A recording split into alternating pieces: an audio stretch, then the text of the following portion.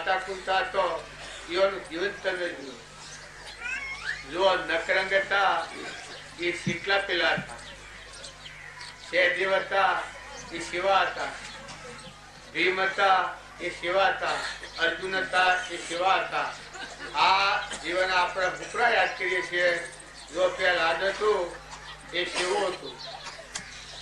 જુવાના ભગત ધ્રુવ હતું એ વનમાનો આવ્યો એ લીધે ઓર મનમાં હતો એ અનુપેલું પગે લાગ્યું.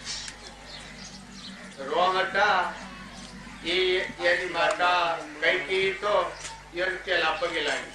રોમ જીવન દેહ વટો દીધું અને વનમાં મોકલ્યા હતા એને પેલા પગે લાગ્યા. તો માં તમે ન હોત તો આટલા મુનિઓનો મન દર્શન શોધી થયું.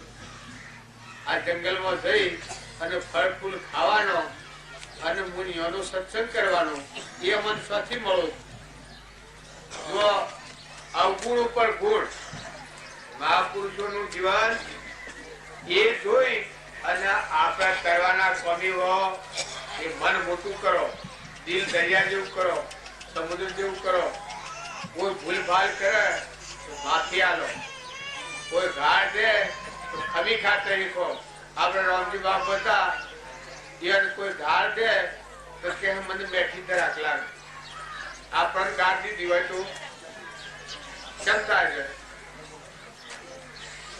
જોન આપણા જીવન પરમાણીય ને જો વાતો હા હા કરી દો, જીવન નું પરિવર્તન કરો.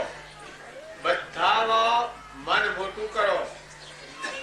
બધામાં આત્મા છે અને બધું પરમાત્માનું છે એ ભાવ કહો તો તમારા જીવનમાં શાંતિ આવી જાય, સંતોષ આવી જાય અને બધા જીવોની સેવા કરવાનો ભાવ જાગે. ઓમ સેવા લેવાનો ભાવ જાગે, ઓમ સેવા કરવાનો ભાવ જાગે. તો બધા આત્મા ભાવ રાખી અને ભરતી નિર્મળ કરો. આવી જીતો રાલ આવી ગયેલા